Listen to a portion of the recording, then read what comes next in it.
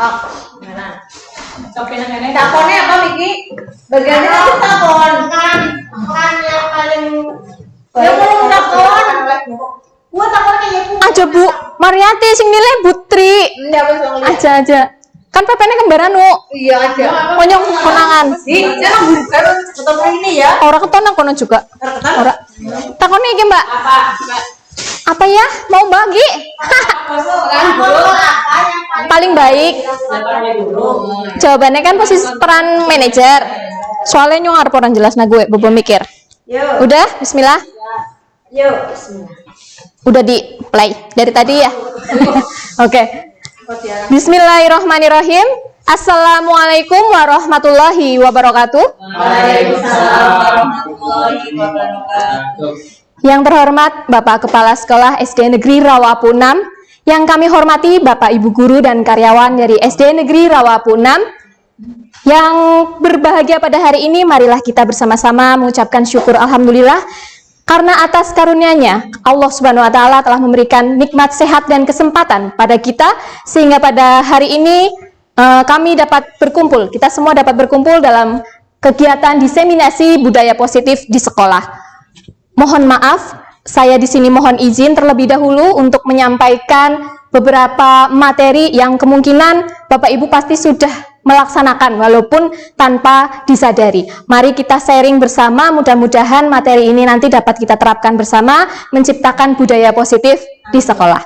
Ya, tak lupa kita panjatkan puji syukur dan juga sholawat serta salam semoga tetap tercurah kepada Nabiullah Muhammad SAW, yang kita nantikan syafaatnya hingga yaumul akhir. Baik.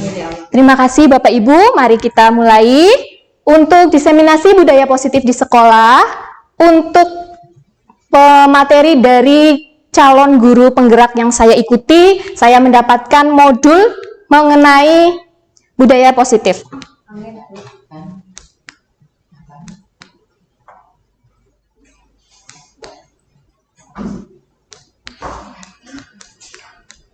Gimana harus gerak banyak. Angkatannya bisa sebelah. Minta itu. Sing. Yes. Tereng!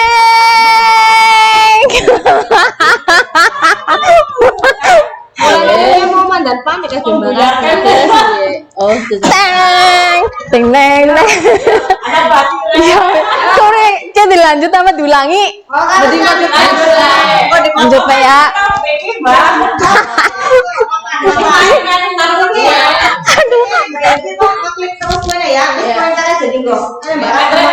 Mok bisa. Coba ya, bisa. Oke. Hanya presentasi video ini yang Mandan Edan. Campur-campur gitu ya. Oke, lanjut ya. Bismillah. Baik Bapak Ibu yang berbahagia, mari kita mulai dengan pertanyaan pematik. Setuju atau tidak setuju? Yang pertama, hukuman dapatkah mendisiplinkan anak? Tidak. Dua, pemberian hukuman dengan hal yang positif seperti membaca atau membersihkan halaman sekolah itu ternyata dapat meningkatkan disiplin anak. Setuju atau tidak? Setuju. Setuju? Tidak. Ada yang setuju dan tidak. Tidak apa-apa. Pendapat boleh berbeda-beda.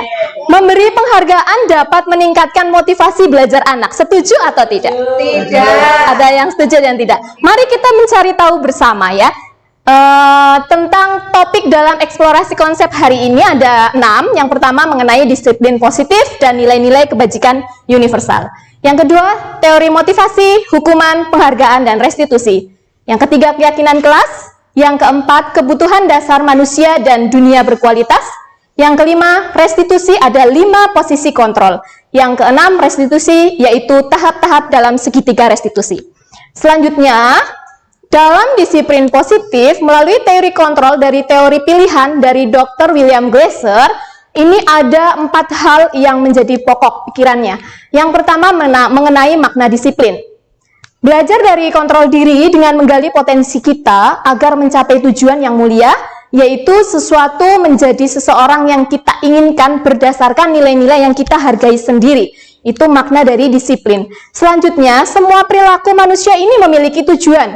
Ada teori motivasi yang nanti kita akan mempelajari motivasi-motivasi apa yang mungkin tumbuh dari diri ataupun bisa jadi dari luar diri kita. Kemudian ada model berpikir menang-menang, kolaborasi dan konsensus untuk menciptakan pilihan-pilihan baru, serta yang terakhir kita akan mempelajari kebutuhan dasar manusia sebagai realitas atau kebutuhan kita yang berbeda-beda. Ya, selanjutnya kita mempelajari mengenai nilai-nilai kebajikan universal. Bapak Ibu yang kami hormati, kita mengenal ada banyak sekali nilai-nilai positif di dunia ini. Dan di Indonesia sendiri yang sedang kita galakkan bersama melalui Kementerian Pendidikan dan Kebudayaan, ada profil pelajar Pancasila yang kita yakini sebagai nilai-nilai kebajikan yang mesti ditanamkan dan dimiliki oleh setiap pelajar di Indonesia. Ada apa saja ya Bapak Ibu untuk profil pelajar Pancasila sendiri? Oh, mandiri, ada mandiri, bergotong royong, berkreatif, beriman, bernalar kritis, ya, berkebinekaan global, ya. Nah, ini adalah nilai-nilai yang akan menjadi tujuan kita sebagai Bapak Ibu guru untuk menciptakan anak-anak yang demikian, ya. Selanjutnya, teori motivasi perilaku manusia.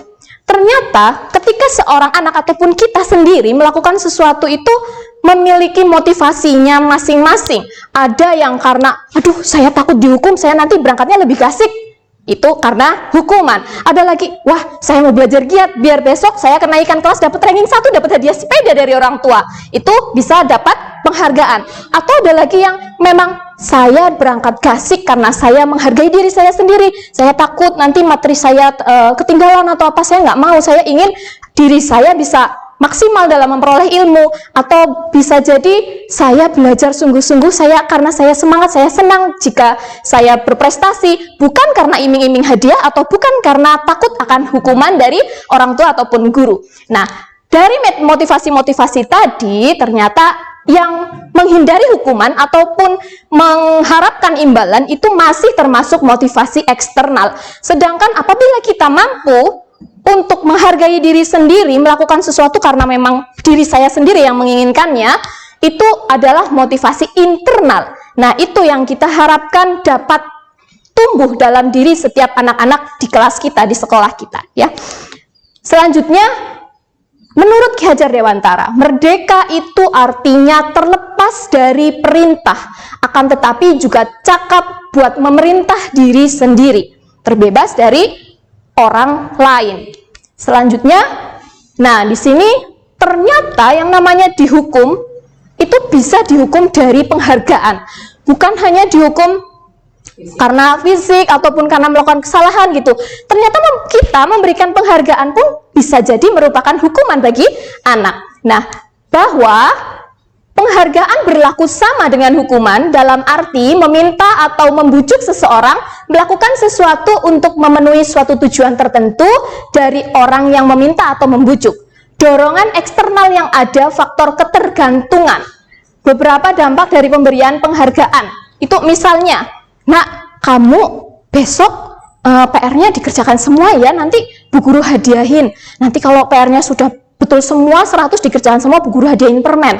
Itu ketika saat itu, oh iya Bu Guru dihadiahin, dia semangat. Tapi ketika besok lagi kita menghilangkan penghargaan itu, tidak diberikan permen lagi atau diberikan penghargaan yang lain, dia tidak mau, tidak semangat, males gitu ya, sudah tidak ada penghargaan lagi, sudah tidak ada imbalan. Nah, itu kita termasuk memberikan penghargaan dan dalam tidak sadar termasuk memberikan hukuman. Nah, selanjutnya ada bentuk program kebajikan atau apresiasi. Terus bagaimana nih kalau kita nggak boleh memberikan penghargaan? Kita tetap bisa memberikan apresiasi. Apresiasinya ada dalam bentuk macam-macam. Beri dukungan secara khusus, ada yang secara pribadi, ada yang beri pengakuan kepada semua murid secara bergantian di dalam kelas. Jadi secara konsisten dan fokus kepada proses sehingga anak-anak semua merasa dihargai. Ya, selanjutnya contoh pengakuan atau apresiasi kebajikan ini ya, kemarin saya perhatikan kamu bisa menolong temanmu ya, kamu cepat lari tuh ketika teman kamu terjatuh, kamu hebat sekali, kamu pintar sekali, kamu hebat, terima kasih. Itu termasuk bentuk-bentuk apresiasi. Selanjutnya, nah kita akan mempelajari mengenai hukuman atau konsekuensi. Ada yang disebut hukuman, ada yang konsekuensi. Kalau hukuman contohnya, kamu telat, coba di luar hormat bendera, Itu hukuman. Karena terlambat kok suruh hormat, hubungannya apa gitu ya.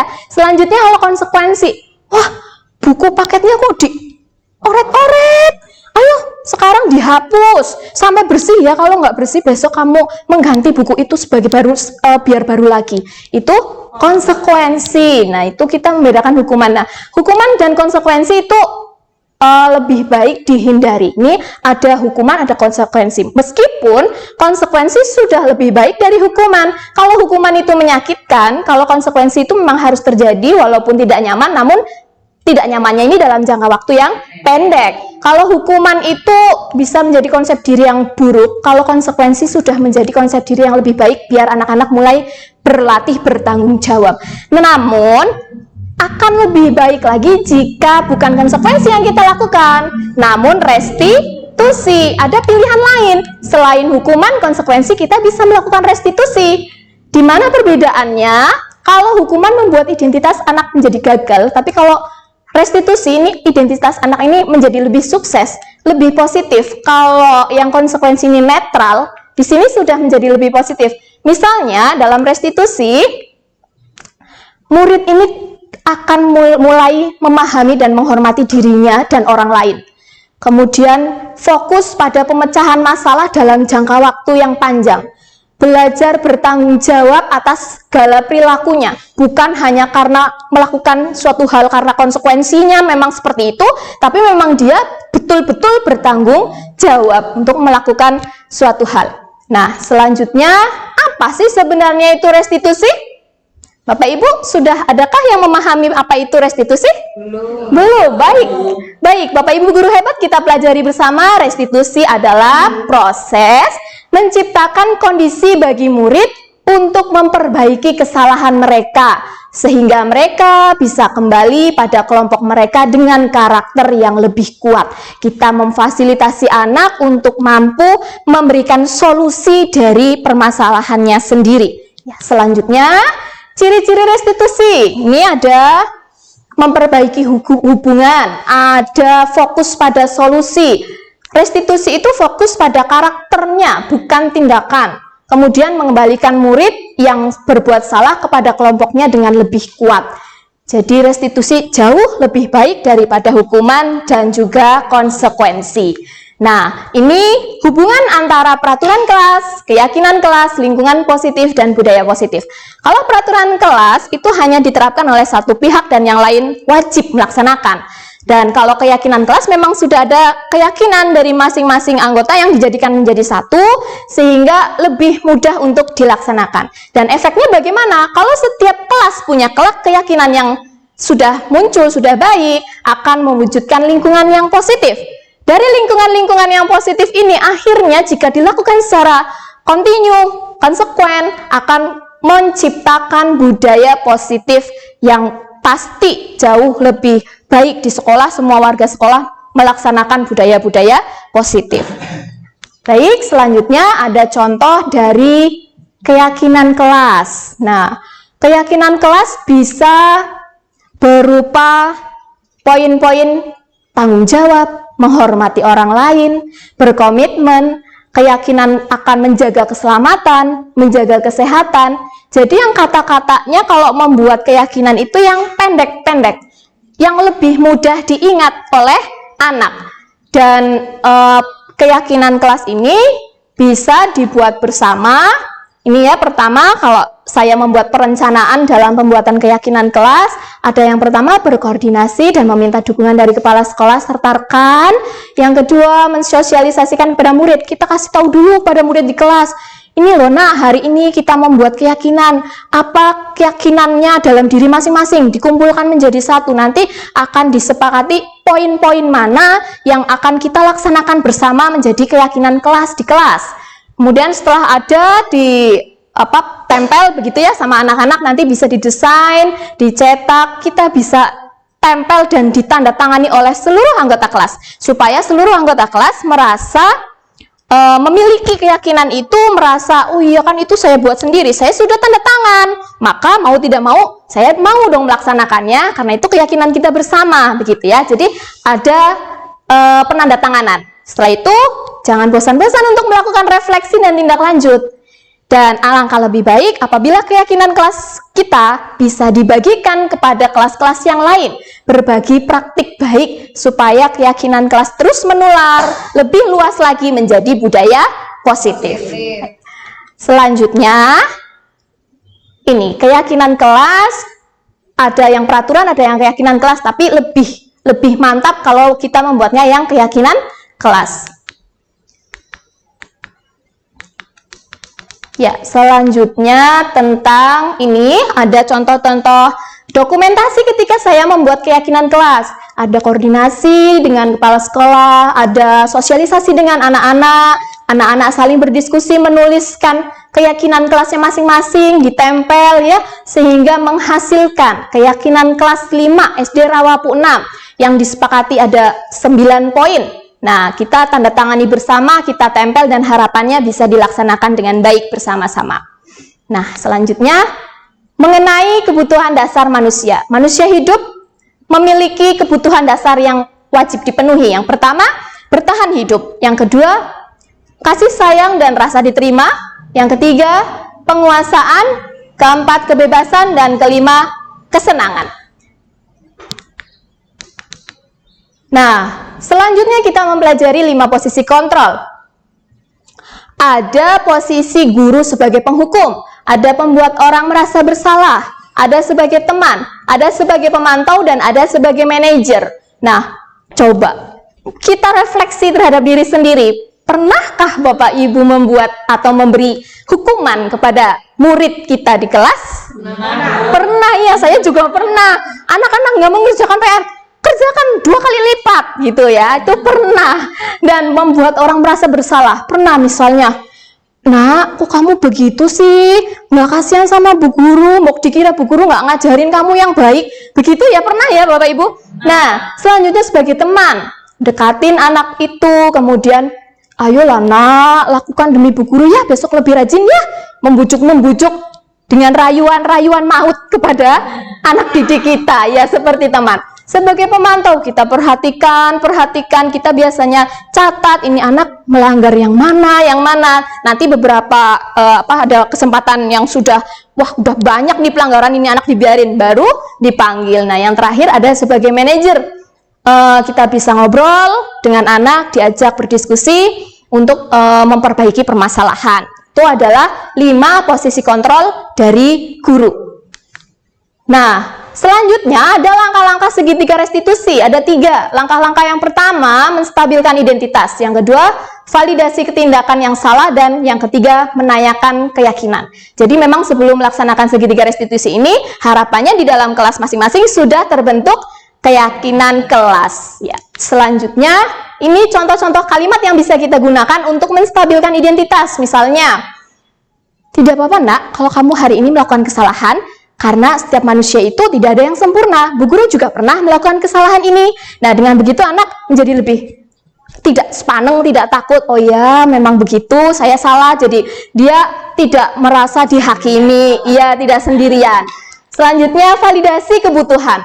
Guru bisa berkata, kamu pasti punya alasan. Mengapa sih kemarin kamu tidak berangkat dan tidak membuat izin kepada Bu Guru? Kamu pasti punya alasan. Kenapa ketika upacara bendera lupa tidak membawa topi? Kita menanyakan baik-baik kepada murid kita ya. Selanjutnya menanyakan keyakinan. Nah, kalau anak-anak udah bercerita tuh, Bu Guru ini Bu, saya tuh nggak ngerjain PR karena tadi malam ngantuk. Ini. Kita dengarkan terlebih dahulu, kemudian kita balik nih bertanya. Nah, kalau begitu, kira-kira kalau kamu tidak mengerjakan PR tuh, kamu tuh melanggar keyakinan kelas yang mana ya? Kan keyakinan kelas kita sudah punya, kamu melanggar yang mana? Nah, dari situ anak introspeksi diri sendiri, mengevaluasi kesalahannya sendiri, sehingga bisa kita balik bertanya, kira-kira solusinya bagaimana? Kalau misalnya kamu sudah tahu kamu salah melanggar yang ini, kamu mau bagaimana nih untuk memperbaiki? Maka diharapkan akan muncul solusi-solusi dari anak sendiri, bukan dari gurunya. Kalau dari gurunya terkesan kita memaksakan anak untuk melakukan hal itu. Tapi kalau dari anak sendiri, anak akan, oh Bu Guru, aku mau kayak gini nih, nanti malam belajarnya lebih asik, biar kalau kemalaman kan ngantuk gitu. Jadi anak Iya, biar nggak terlambat dan lain. Jadi anak betul-betul memahami, menerapkan ya dalam hatinya sehingga terbentuklah keyakinan kelas yang lebih mantap. Nah, ini adalah contoh praktik penerapan segitiga restitusi pada skenario kasus yang sudah saya laksanakan di kelas. Ada 2 anak, yang pertama ini lupa tidak mengerjakan PR. Yang kedua ini di kelas suka lagi pembelajaran, lagi diskusi dengan kelompoknya atau lagi mengerjakan ulangan, dia malah sibuk asik gambar-gambar, coret-coret, begitu ya. Jadi saya mencoba untuk memanggil dan melaksanakan 3 langkah segitiga restitusi. Nah, berikut ini adalah video pelaksanaan segitiga restitusi yang telah saya laksanakan di kelas. Mudah-mudahan dapat menjadi gambaran bagi kita semua untuk melaksanakan segitiga restitusi di kelas kita masing-masing. Nah, Bapak Ibu, demikian yang dapat saya sampaikan dalam pemaparan diseminasi disiplin positif di sekolah. Mohon maaf apabila banyak kekurangan, dan untuk akhir dari tahapan ini, apakah masih ada pertanyaan atau tanggapan? Saya persilahkan. Enggih, monggo Bu. Tadi sudah dijelaskan tentang 5 posisi kontrol grup ya. Enggih. Nah, sebagai pendidik, peran mana yang paling tepat? Enggih, tadi ada 5 posisi kontrol. Baik, akan coba saya izin menjawab. 5 posisi kontrol itu nanti yang paling baik karena memunculkan solusi yang terbaik dari murid adalah sebagai manajer. Kita sebagai manajer bukan sebagai penghukum ya, kasihan anak kalau tertekan dihukum gitu ya, atau apalagi kita sebagai teman, nanti biasanya anak-anak kalau kita sebagai teman kan menyepelekan gurunya gitu biasanya. Tapi kalau sebagai manajer, kita bisa mengajak murid untuk menyelesaikan masalah, untuk kembali ke kelompoknya ketika dia habis berbuat salah. Kita bersama-sama melakukan segitiga restitusi dengan posisi kontrol sebagai manajer. Dia akan kembali ke kelompoknya, ke kelasnya dengan hati yang lapang, yang tenang, dan akhirnya menyadari kesalahan dan melakukan perbaikan dari setiap kesalahan yang dilakukan. Jadi menurut saya posisi yang paling baik adalah posisi manajer, memberikan kesempatan anak untuk lebih bertanggung jawab. Demikian jawaban saya. Apakah ada pertanyaan lain? Deswita? Sudah, oke, terima kasih. Saya mohon maaf sudah menyita banyak waktu dari Bapak Ibu guru hebat semuanya pada hari ini. Terima kasih atas perhatiannya. Mudah-mudahan bermanfaat dan lingkungan di sekolah kita mulai tercipta dan dibiasakan menjadi lingkungan yang berbudaya positif. Terima kasih, mohon maaf. Wassalamualaikum warahmatullahi wabarakatuh. Waalaikumsalam. Aduh, ya udah, alhamdulillah selesai. Cepet ya? Men, aku ngomong sih tak hapus bisa berapa? Sok dihapus ini berapa menit? Di stop Mbak. Oh, ngono di next sing ora gue dilewati bae ya. Stop.